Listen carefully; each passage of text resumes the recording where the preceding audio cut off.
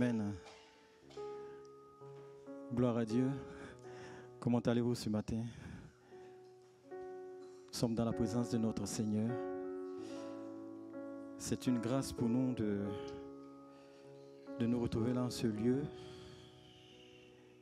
Et ces moments que nous passons en notre présence, ici ce matin, a eu un prix. Ça a coûté la vie de notre Seigneur Jésus-Christ. Oui, pour que nous puissions nous rapprocher, nous réconcilier avec le Seigneur Jésus-Christ, avec le Seigneur notre Dieu. Il a payé le prix pour chacun d'entre nous. Et c'est par sa grâce que nous sommes là ce matin pour l'adorer, pour l'élever, pour le célébrer. Alors je ne sais pas comment chacun de nous est venu, chacun on a nos combats, on a nos vies. Mais le plus important, c'est que Dieu sait toutes choses. Il voit toutes choses. Il a dit à Jérémie, dans le livre de Jérémie, je te connaissais avant même que tu ne naisses. Avant même que tu sois conçu dans le ventre de ta mère, je t'avais consacré prophète. Dieu connaît nos vies avant même que nous naissions. Il nous connaissait avant. Aujourd'hui, il est quoi, 10 heures, on est là. Dieu, depuis longtemps avant la création, Dieu savait. Il avait déjà vu ce jour-là. Il sait toutes choses. Il a le passé, le présent et l'avenir. Tout est devant lui. Et ce matin, nous voulons adorer ce Dieu-là. Seigneur, tu sais tout. Tu vois tout ce que je vis. Tu vois mes problèmes. Ce n'est pas facile. Mais ce matin, je suis là pour t'adorer parce que tu es plus grand que toutes choses. Tu es au-dessus de toutes choses. Tu peux toutes choses. Tu n'es surpris par rien. Dieu, tu es ma force et mon chant. Chaque jour, je me confie en toi. Chaque jour, nous devons nous confier dans le Seigneur. Le matin, avant d'aller travailler, de faire quoi que ce soit, nous, enfants de Dieu, nous devons apprendre à confier toutes choses entre les mains du Seigneur. Parce que le Seigneur sait d'avance. Nous ne savons pas ce qui va nous arriver dans la journée. Le Seigneur le sait. On ne sait pas les combats. Le Seigneur le sait. Il est notre force. Amen. Nous allons prendre ensemble ce chant.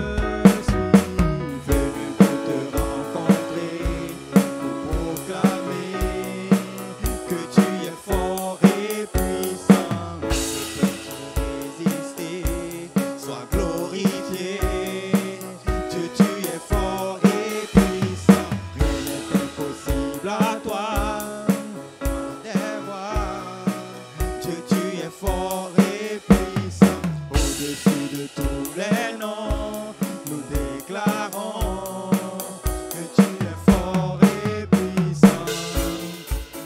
Oh,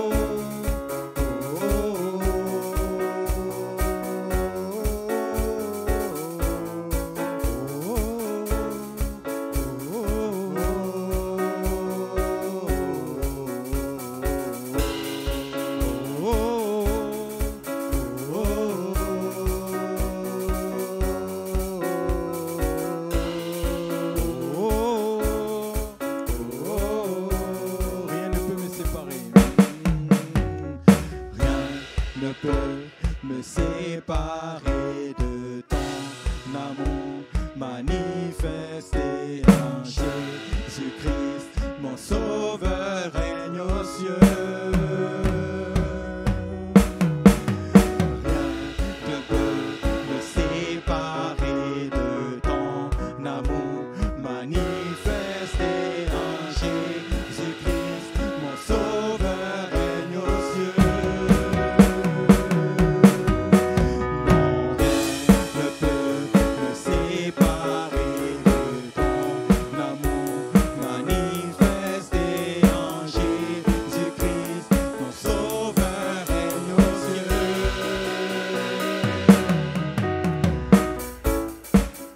Oh, oh, oh,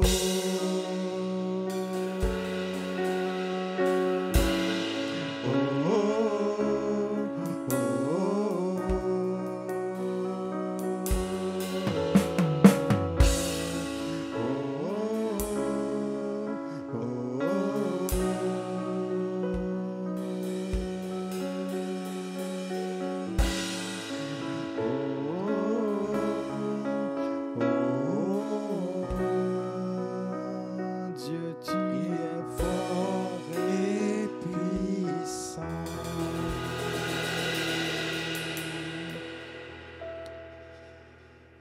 Rien ne peut nous séparer de ton amour manifesté en Jésus-Christ, notre Sauveur. Dieu est amour. La parole de Dieu dit que le Seigneur est mort pour nous alors que nous étions encore pécheurs.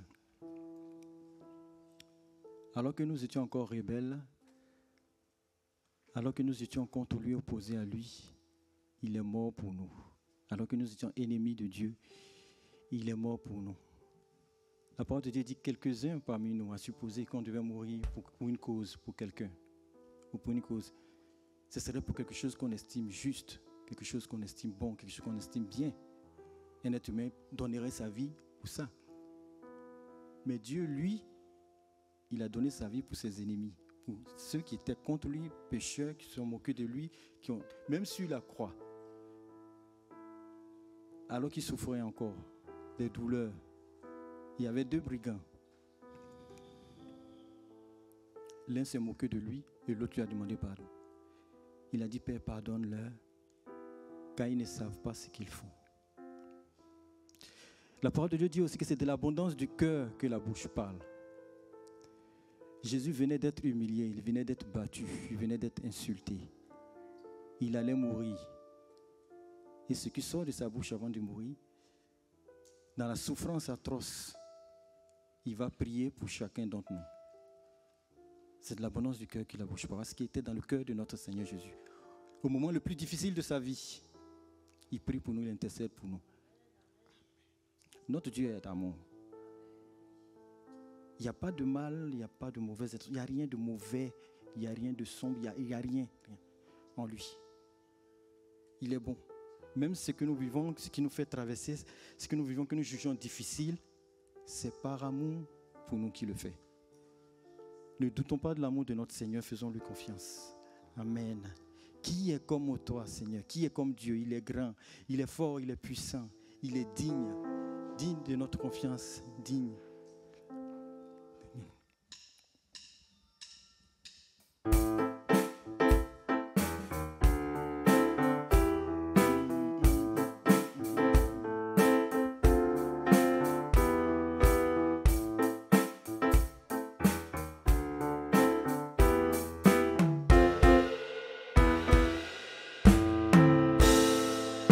Qui est comme Dieu?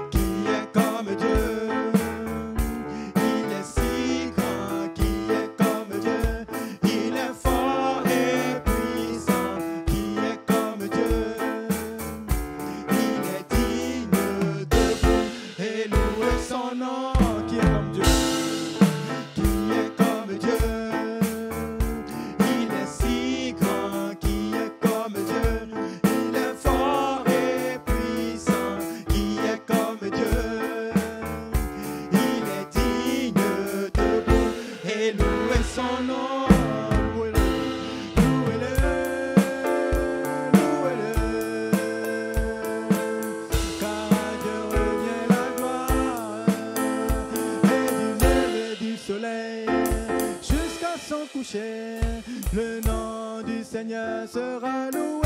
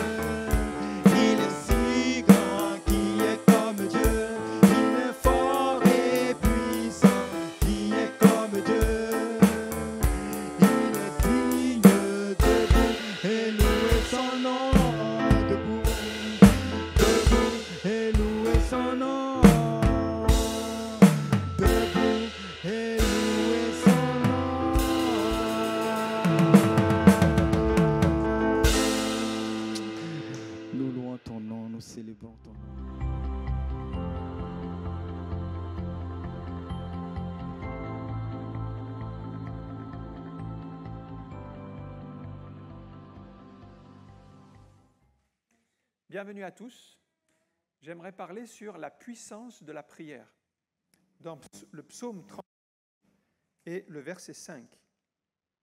J'ai cherché l'Éternel et il m'a répondu. Il m'a délivré de toutes mes frayeurs. Quand on tourne vers lui les regards, on est rayonnant de joie et le visage ne se couvre pas de honte. Quand un malheureux crie, l'Éternel entend et il le sauve de toutes ses détresses. L'ange de l'Éternel campe autour de ceux qui le craignent et il les arrache au danger. Sentez et voyez combien l'Éternel est bon. Heureux l'homme qui cherche en lui son refuge. Amen.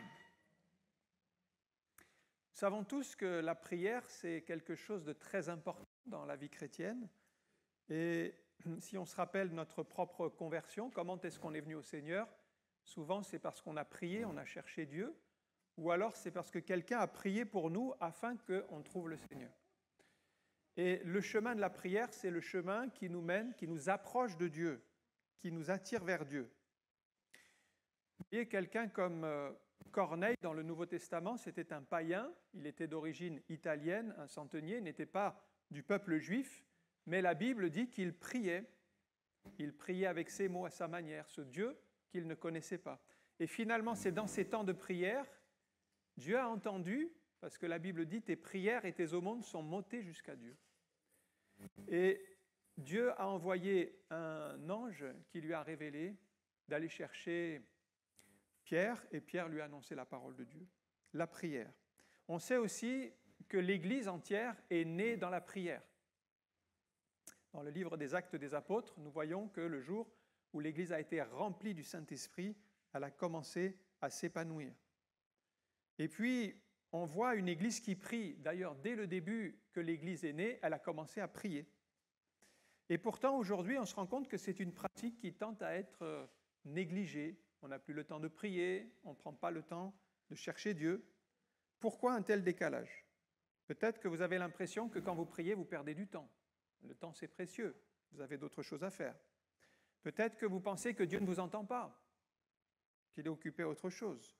Ou peut-être vous pensez que la prière ne change même pas votre situation. Donc, si vous ne priez pas, ça ne changera rien. Eh bien, tout ceci, ce sont des mensonges du diable. La Bible dit que le diable est menteur et le père du mensonge. Et si nous croyons plus les mensonges du diable que la parole de Dieu, forcément notre chemin va être détourné.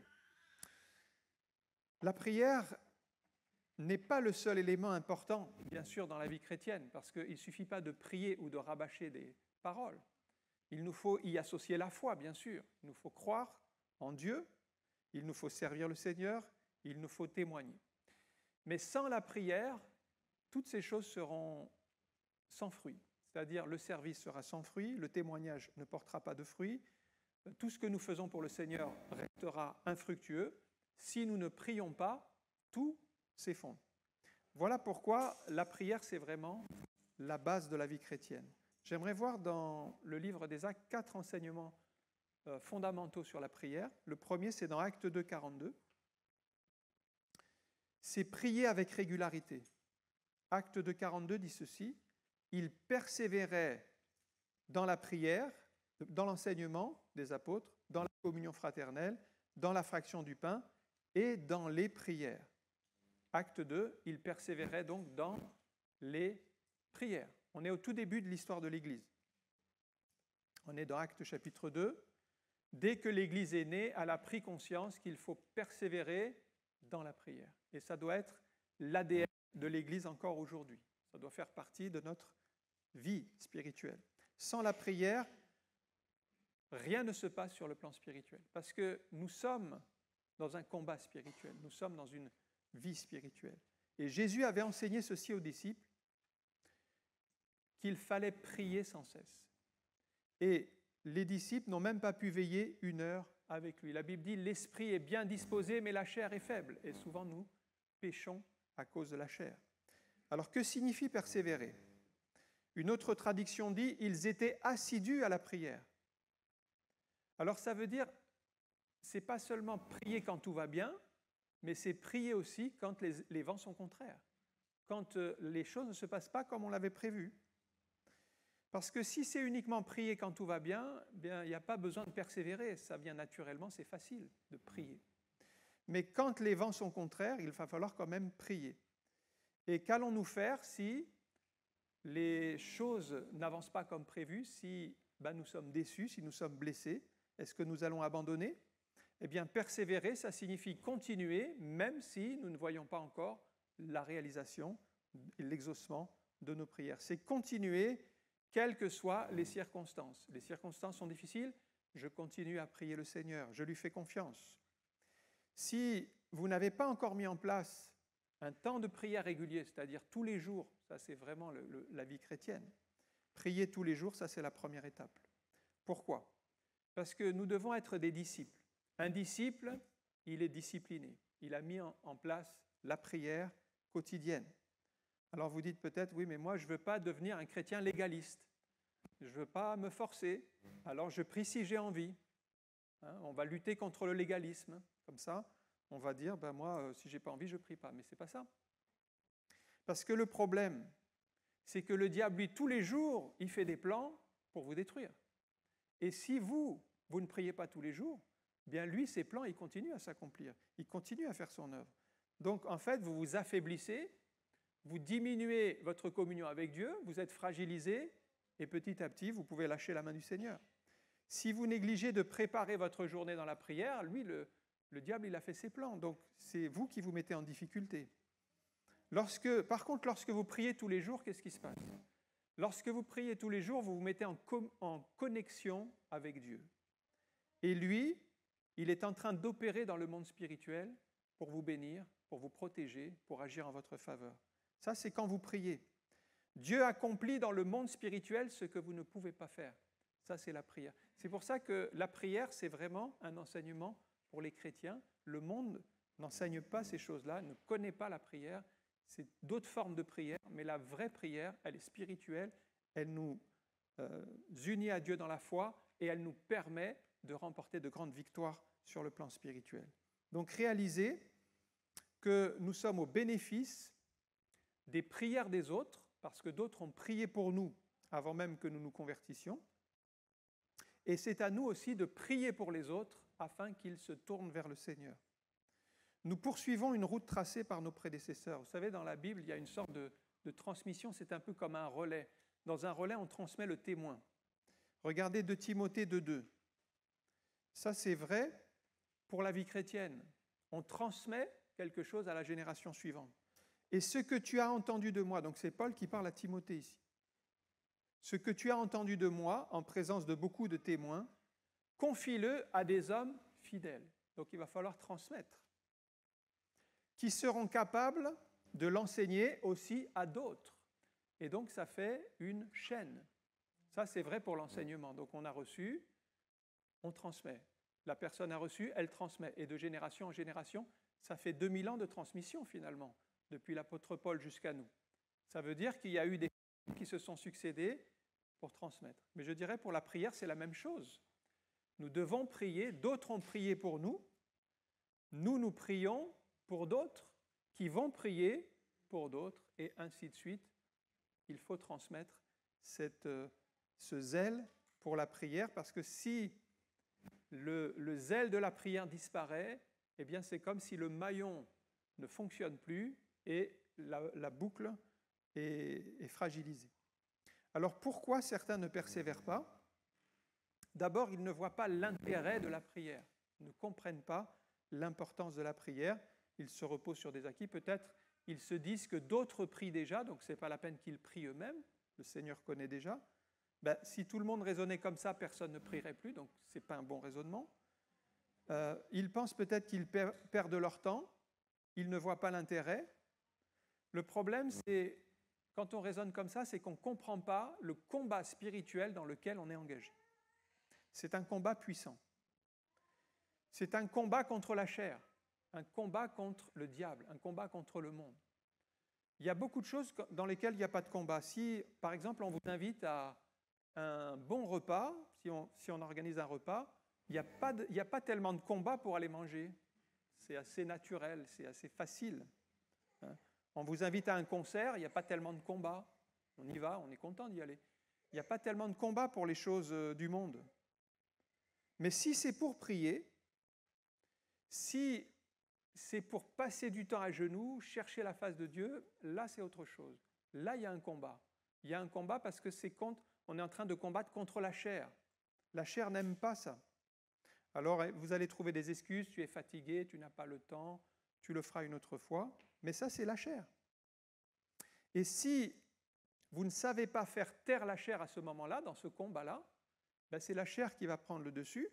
Donc du coup, l'opposition va devenir si forte que votre prière va être limitée. Et le diable, il fait tout pour vous empêcher de prier finalement, de passer du temps à chercher Dieu. Alors il va tout faire pour vous empêcher, pour vous affaiblir. Mais si vous ne faites pas taire la chair à ce moment précis, vous ne remporterez jamais de victoire spirituelle.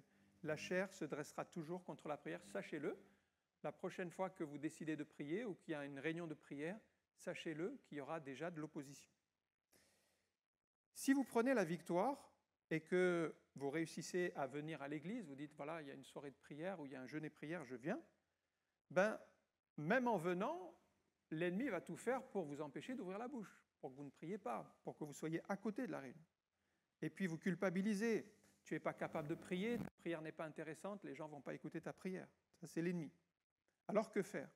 Il y a un conseil très simple que je donne, c'est de faire tout le contraire de ce que ces pensées-là vous disent. Si l'ennemi vous met en pensée de ne pas aller prier, allez-y. Et s'il vous met dans la pensée de ne pas ouvrir la bouche, ouvrez la bouche et dites quelques paroles au Seigneur, même quelques mots. Et en fait, en faisant le contraire de ce qu'il dit, vous prenez une autorité, vous commencez à grandir spirituellement, vous commencez à progresser. Mais si vous écoutez toujours ces paroles négatives, de rabaissement, qui vous disent « c'est pas la peine de prier, n'ouvre pas la bouche, ta prière n'intéresse personne », eh bien petit à petit, c'est l'ennemi qui prend l'ascendant sur vous et qui vous diminue. Et ça, c'est pas bon. Donc c'est à nous de prendre autorité, personne ne le fera à notre place. Des fois, il y a des blocages dans notre esprit, on va prendre autorité dans le nom de Jésus, parce que la Bible dit, ce n'est pas un esprit de timidité que Dieu nous a donné, mais c'est un esprit d'amour, de force et de sagesse. Donc la timidité, elle doit disparaître. Il y a parfois tous ces blocages, on les enlève par la foi. Et c'est ainsi que petit à petit, vous voyez, on va remporter des victoires. Ça va commencer par une première victoire, on va venir. Deuxième victoire, on va ouvrir la bouche, on va dire quelques mots. Ce n'est pas forcément très long, mais on a commencé. Et on est déjà dans un processus. Je vous donne un autre passage dans le livre des Actes pour vous montrer l'intérêt que les premiers chrétiens trouvaient dans la prière. Acte 3, verset 1. Pierre et Jean montaient ensemble au temple à l'heure de la prière. C'était la 9e heure. Donc, ils s'étaient associés, Pierre et Jean, il y avait un temps de prière. À l'heure de la prière, ils s'étaient donné rendez-vous au même endroit. Et ça, c'est important d'avoir des temps de prière où on se retrouve. C'est pour ça que les premiers chrétiens le faisaient, nous le faisons, nous avons des rendez-vous de prière, que ce soit le mardi soir, des fois déjeuner prière, il y a des groupes de maison, tout ça c'est des temps de prière qu'on met à part. Eh bien, c'est des temps pour chercher la face de Dieu. Alors, que faisons-nous à l'heure de la prière? Peut-être certains disent « Ah oui, mais moi je n'ai pas le temps, c'est pas possible, c'est trop tard, c'est trop tôt, c'est trop comme ceci, comme cela. » On a tous des choses à faire et à un moment donné, ils ont décidé, c'était la 9e heure, ils ont dit « On va au temple. » Alors là, ça correspondait à 15 heures de l'après-midi et ils ont mis leurs priorités. Et si nous n'arrivons pas à bloquer du temps dans notre agenda, si nous ne mettons pas en place sérieusement des temps de prière, eh bien finalement, ça sera grignoté par d'autres activités et la prière ne trouvera jamais sa place. C'est pourquoi Pierre et Jean avaient bloqué l'heure de la prière. Eh bien, ils auraient pu à 15 heures faire autre chose, mais ils étaient présents là où Dieu les voulait.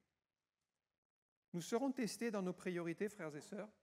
Qu'est-ce que nous mettons en premier dans notre vie? Est-ce que le Seigneur a toujours la première place dans notre vie ou est-ce que finalement nous venons si nous avons envie ou si nous avons le temps, mais nous ne l'avons pas vraiment calé dans notre agenda et c'est devenu secondaire? Nous devons chercher en priorité ce qui plaît à Dieu. Qu'est-ce qui plaît à Dieu? La prière. Et si vous mettez Dieu en premier dans votre vie, comme dit la Bible, cherchez premièrement le royaume et la justice de Dieu, eh bien vous serez forcément attiré par ce qui plaît à Dieu, la prière et la recherche de sa face. Ça, c'était le premier point. Donc, de persévérer. Persévérer dans la prière. Prier, ce n'est pas juste une fois par semaine, une fois si on a le temps, mais c'est d'avoir une régularité. Deuxième enseignement, c'est prier quand tout va mal. Actes chapitre 4, verset 24. Là, on est toujours dans les livres des Actes. On voit les apôtres qui sont en grande difficulté. On leur empêche d'annoncer la parole de Dieu. Actes chapitre 4, le verset 24. Alors ils vont faire une prière à Dieu. Lorsqu'ils l'eurent entendu, ils élevèrent à Dieu la voix tous ensemble et dirent, et là c'est une prière, « Seigneur, toi qui as fait le ciel, la terre, la mer et tout ce qui s'y trouve, c'est toi qui as dit par le Saint-Esprit, par la bouche de notre Père, ton serviteur David, pourquoi ce tumulte parmi les nations, ces vaines pensées parmi les peuples? Les rois de la terre se sont soulevés, les princes se sont ligués contre le Seigneur et contre ton roi. » En effet, Hérode et Pilate, c'est-à-dire les deux personnes les plus importantes du pays, s'étaient opposés à l'œuvre de Dieu. Et donc, il y avait un combat, il y avait un choix à faire. Soit on se soumet et puis on ne parle plus de Jésus et on arrête tout, soit on prie, on cherche la face de Dieu et on continue avec les forces que Dieu nous donne. Donc ils ont fait le choix de la prière, malgré la persécution. Ils ont élevé la voix tous ensemble. Et c'est bon, dans nos rassemblements, d'élever la voix, mais tous ensemble, parce que Dieu entend toutes nos prières. Et ça donne une prière collective. Et c'est ce qu'ils ont fait.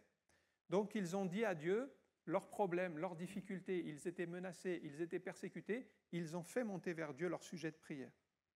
Et après avoir prié, le lieu où ils étaient réunis, il trembla et ils furent tous remplis du Saint-Esprit. Et ça, c'est une belle expérience spirituelle.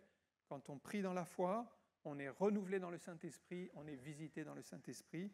Et là, ils ont pu repartir témoigner pour Jésus.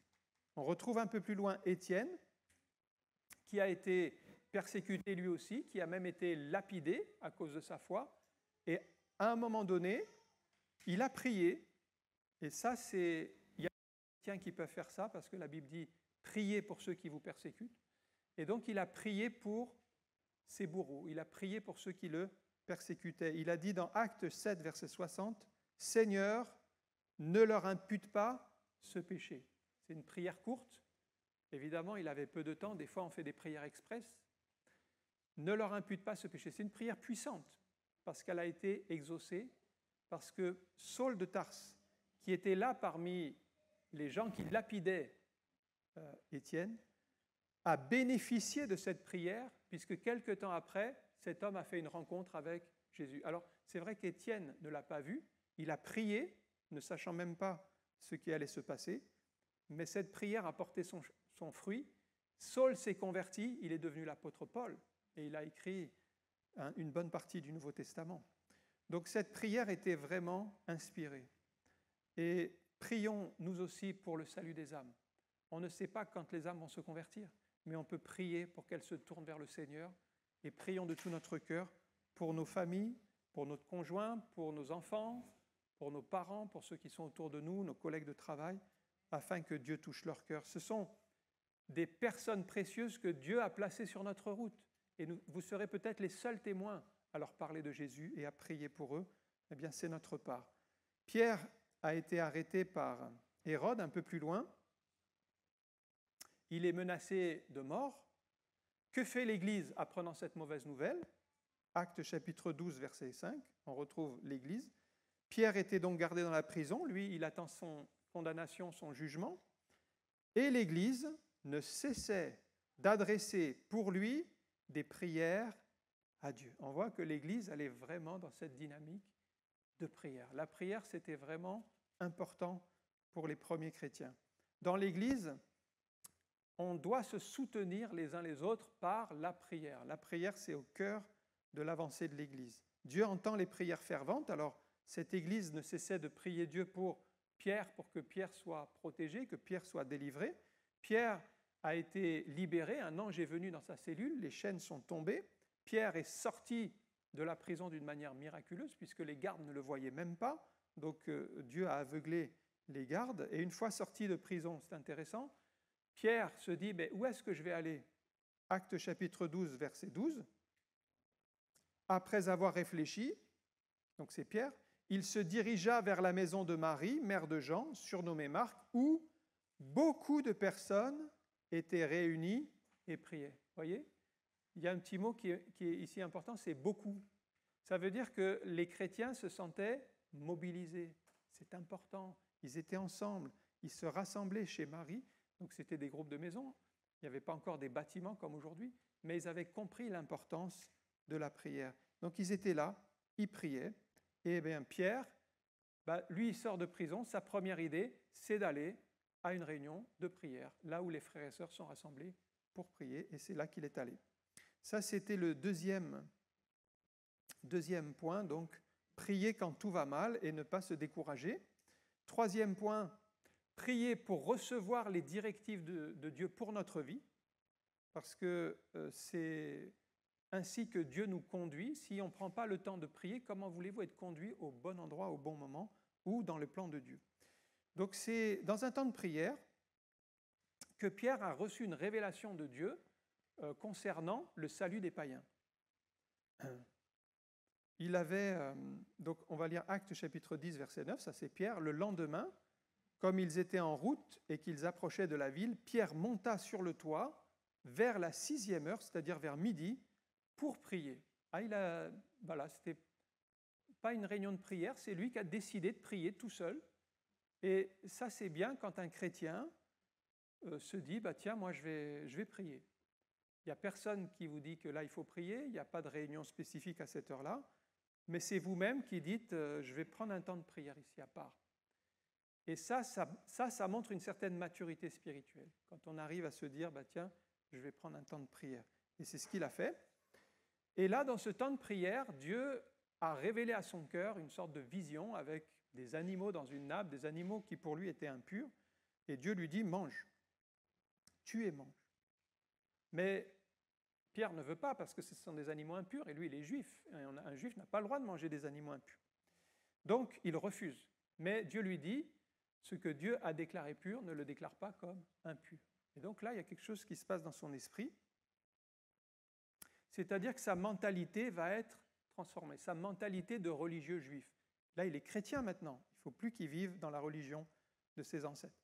Et donc, cette mentalité va être transformé dans la prière, il va se rendre chez Corneille, il va être témoin de la grâce de Dieu. Alors qu'il prêche la parole, le Saint-Esprit va tomber sur ces païens qui vont être sauvés, qui vont être baptisés du Saint-Esprit. Lui qui était juif, il n'avait pas le droit d'entrer chez un païen et il voit tout est bouleversé, tout est changé. C'est-à-dire que par la prière, Dieu change notre mentalité et en fait, nous recevons la mentalité de Dieu, la mentalité de la parole de Dieu. Et nous avons besoin de la pensée de Dieu pour faire l'œuvre de Dieu, pour faire ce que Dieu veut. Si nous faisons l'œuvre de Dieu avec notre pensée, vous voyez, si Pierre n'avait pas eu cette révélation, il aurait toujours privilégié les Juifs et il aurait pensé que le salut c'était pour les Juifs et il n'aurait jamais pensé prêcher l'évangile aux païens. Mais sa mentalité a été chamboulée, transformée par la prière et ainsi, après cet épisode, il n'avait plus peur d'annoncer l'évangile aux païens, d'aller chez des païens. Il avait compris que l'évangile, ce n'est pas que pour les Juifs, mais c'est pour tous. Et ça, c'est un changement de mentalité. Donc le Saint-Esprit a fait son œuvre. On voit un peu plus loin dans Actes chapitre 13, Paul et Silas, qui étaient dans un temps de prière, qui ont été appelés dans un voyage missionnaire, c'est dans Actes 13, verset 1, « Pendant qu'ils servaient le Seigneur dans leur ministère et qu'ils jeûnaient, le Saint-Esprit dit, « Mettez à moi à part Barnabas et Saul pour l'œuvre à laquelle je les ai appelés. » Alors, après avoir jeûné et prié, ils leur imposèrent les mains et les laissèrent partir. Ici, on a un autre élément qui se greffe à la prière, c'est le jeûne. Le jeûne, c'est-à-dire on s'abstient de manger de la nourriture, on peut boire de l'eau par exemple, mais on s'abstient de manger et on passe ce temps dans la prière. Et la prière est parfois associée au jeûne. Ici, c'est le cas. Donc l'Église avait organisé un temps de jeûne et prière. C'est très important quand on a des temps de jeûne et prière, de se mobiliser, d'être là, de chercher la face de Dieu. Et pendant ce temps de jeûne et prière, alors que l'Église était en communion avec Dieu, en connexion avec Dieu, le Saint-Esprit a révélé son plan, sa mission pour Paul et Barnabas. Et le Saint-Esprit a appelé Paul et Barnabas à devenir des missionnaires. Pour l'instant, ils étaient dans l'église d'Antioche, ils servaient le Seigneur là, mais ils vont changer de ministère. Donc le jeûne et la prière est important et même il décuple la puissance spirituelle. Jésus a beaucoup insisté sur ce sujet lorsque, par exemple, il y a eu la délivrance d'un possédé. Lorsque le père d'un démoniaque vient vers Jésus, les disciples n'ont pas pu le guérir, n'ont pas pu le délivrer. Alors, Jésus fait la délivrance et les disciples demandent à Jésus, mais pourquoi n'avons-nous pas pu délivrer ce démoniaque ? Il y avait deux raisons. À cause de votre incrédulité, parce qu'il manquait de foi. Sans la foi, on ne peut rien faire. Et puis, cette espèce d'esprit ne sort que par le jeûne et la prière. Donc, il faut associer le jeûne à la prière dans les combats spirituels qui sont intenses ou dans des temps particuliers. Cela permet de décupler la puissance spirituelle. Alors, quand on parle de jeûne, tout s'oppose à ce que vous jeûniez. Parce que l'ennemi ne veut absolument pas que vous jeûniez. Déjà, la chair, elle refuse de jeûner. La chair va tout de suite être fatiguée. On le voit bien, c'est un phénomène naturel, c'est un phénomène physique. Le fait de l'idée même de se priver d'un repas, psychologiquement, c'est même difficile à surmonter. De se dire, oh, je vais manquer un repas. C'est facile ou pas ? Il faut même se préparer psychologiquement. Je vais manquer un repas. Mais oui, mais c'est ça le jeûne. Il faut se préparer parce que vous organisez un repas à l'église, là, il n'y a pas de problème. Il n'y a pas de problème, les gens s'inscrivent et je me demande si des fois, j'ai fait un rêve. Tu es aussi nombreux au jeûne et prière qu'au repas d'Agapé. C'est encore un rêve. J'ai fait un rêve. Mais oui, pourquoi ce ne serait pas l'inverse ? Pourquoi il n'y aurait pas plus de monde au jeûne et prière qu'au repas d'Agapé ? Parce que le jeûne et prière, c'est même plus important encore. Alors c'est bien les repas d'église, la communion fraternelle, pas de problème, c'est très bien, pas de souci. Mais il y a un réel combat quand on est dans la vie chrétienne. Et le jeûne et la prière, c'est tellement important et tellement un combat difficile. Vous voyez que c'est difficile de venir, c'est difficile de jeûner, c'est difficile de prendre un temps à part.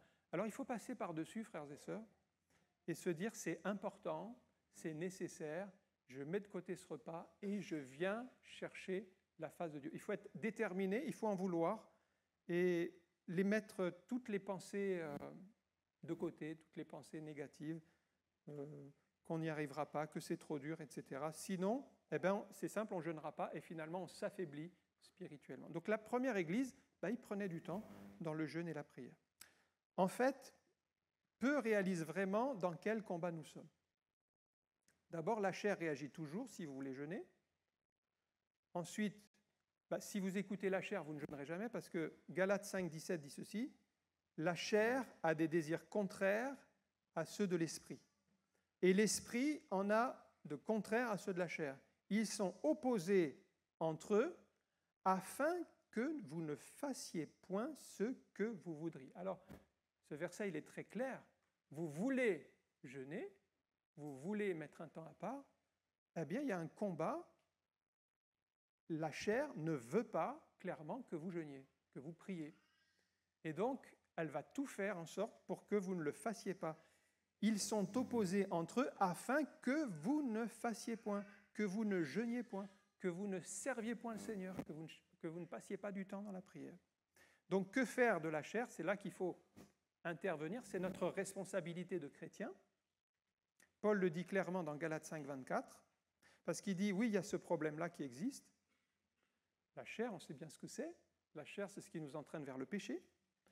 Et Paul dit, ceux qui sont à Jésus-Christ ont crucifié la chair avec ses passions et ses désirs. Frères et sœurs, si on n'a pas encore crucifié la chair, on n'arrivera jamais à avancer dans la vie chrétienne. Le texte dit, ceux qui sont à Jésus-Christ, il faut passer par crucifier la chair.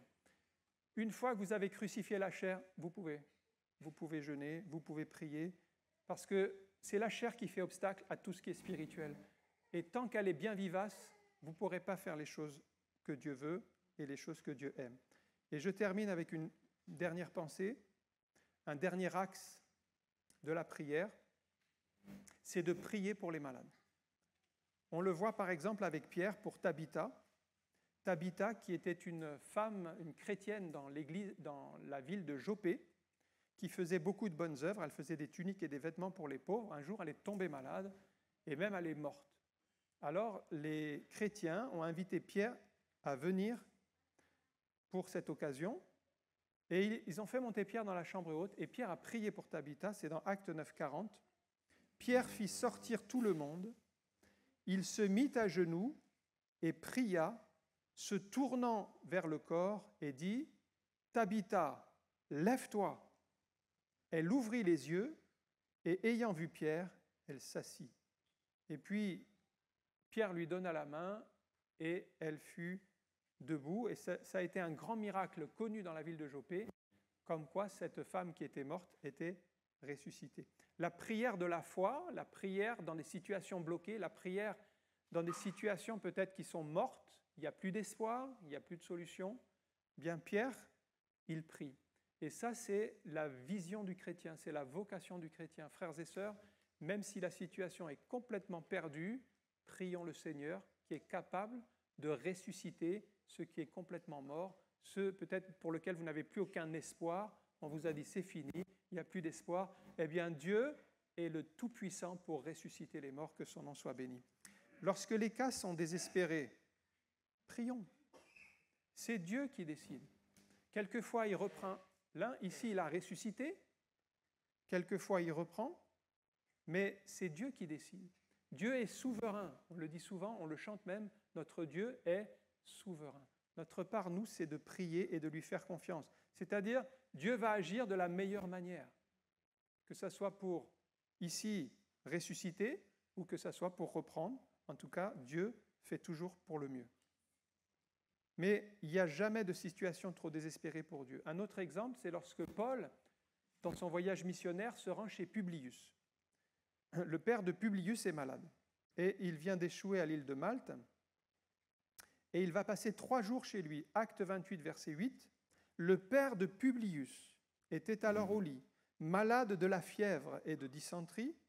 Paul, s'étant rendu vers lui, pria, lui imposa les mains et le guérit. Voilà, on a l'exemple ici d'une personne malade, donc il souffrait de dysenterie, il avait un traitement, ça n'agissait pas, ça ne fonctionnait pas. Paul n'était pas découragé, il n'était pas dépité, nous savons que Dieu peut tout faire. Et il n'a pas dit à cet homme, bon, vous êtes malade, écoutez, vous êtes malade, vous serez toujours malade. Non, il a fait confiance à Dieu, il a prié Dieu. Et il a imposé les mains dans la foi. Donc, face à la maladie, prions le Seigneur, que Dieu nous dirige, que Dieu nous conduise, que Dieu intervienne. Ne nous décourageons pas. En imposant les mains dans la foi, c'est Dieu qui guérit, c'est Dieu qui fait le miracle. Nous, notre part, c'est d'obéir. Alors il l'a fait, le miracle a suscité la foi de nombreuses personnes qui sont venues aussi et qui étaient malades et qui ont été guéries. Donc ça a fait boule de neige. Votre témoignage va amener d'autres à rencontrer le Seigneur. Si vous avez vécu une expérience avec Dieu, parlez-en autour de vous. Dites ce que le Seigneur a fait dans votre vie et d'autres entendront aussi le témoignage de l'Évangile. On va conclure maintenant. Sur la prière, on a vu que la prière est puissante, elle est efficace, mais souvent, malheureusement, négligée. D'abord, on ne prend pas le temps de prier chez soi, on néglige la prière personnelle, c'est pourtant la base du disciple, et il nous faut retrouver le chemin d'une prière quotidienne, personnelle. Et puis, comme les premiers disciples, on a vu, nous devons prier avec régularité, persévérance. Par exemple, si un jour passe et que vous n'avez pas du tout prié, même pas lu la Bible, rien du tout, vous devriez avoir quelque chose en vous qui vous dit « c'est pas normal ». Il y a quelque chose qui n'est pas normal. Je ne peux pas me coucher sans avoir prié. Ce n'est pas possible. Un chrétien ne peut pas ne pas prier. Il doit être repris s'il ne prie pas. Il y a quelque chose en lui qui va lui dire « mais tu ne peux pas dormir, tu n'as même pas prié de la journée, tu n'as rien fait ». Ce n'est pas normal. Donc voilà, ça doit être quelque chose qui doit nous reprendre. Ensuite, prier quand tout va mal, c'est-à-dire dans les situations bloquées, dans les situations sans issue, peut-être les espoirs déçus, rien ne se passe comme prévu, prions le Seigneur. Ensuite, prions pour recevoir les directives de Dieu pour notre vie. Ne cherchons pas à faire par nous-mêmes. Des fois, on prend des décisions à la hâte. On n'a pas pris le temps de prier, on s'est engagé dans une mauvaise affaire. Prenons le temps de prier pour que Dieu confirme. Et puis, prions pour les malades, pour que Dieu pose sa main. On va prier quelques instants, que Dieu nous amène plus loin dans notre propre vie de prière personnelle, et puis comme les premiers disciples, de vivre dans l'Église qui aime la prière, qui cherche davantage le Seigneur, qui passe du temps, qui a crucifié la chair et qui cherche la face de Dieu. Merci encore pour ta parole, pour ces exemples, de ces modèles qui nous ont précédés, de ces témoignages, de ces témoins qui ont pris à cœur la prière comme une priorité dans les moments passés avec toi, Seigneur. C'est ce que nous désirons, avoir, Seigneur, des temps de prière à chercher ta face, de prier dans les combats spirituels, d'avoir une vie personnelle de prière renouvelée, vivifiée par l'action de ton esprit. Je te prie pour chacun ce matin pour que nous soyons renouvelés dans cette vision, cette importance de placer un temps tous les jours à chercher ta face. Ô Seigneur, accorde-nous, Seigneur, cette sagesse, ce discernement et d'être sérieux, d'être des disciples conséquents, à ne pas nous reposer sur les autres, mais à prendre notre part dans le combat et à prier nous-mêmes. Oui, Seigneur, nous voulons aussi saisir les occasions quand il y a des réunions pour élever la voix, pour parler de ta part, pour donner quelques paroles dans la prière, Seigneur. C'est tellement important et nous voulons, Seigneur, ne pas laisser la chair surmonter nos désirs, parce que tes désirs, c'est la prière, c'est le jeûne, c'est chercher ta face. Et nous ne voulons pas écouter les désirs de la chair qui sont contraires, qui sont même opposés au tien, Seigneur. Oui, Seigneur, montre-nous clairement comment vaincre la chair et comment triompher, comment la crucifier, afin que nous puissions progresser. Oui, Seigneur, je te remets le reste de cette journée pour que nous puissions tous servir à ta gloire. Dans le nom de Jésus, nous te rendons toute la gloire. Amen. Que le Seigneur vous bénisse.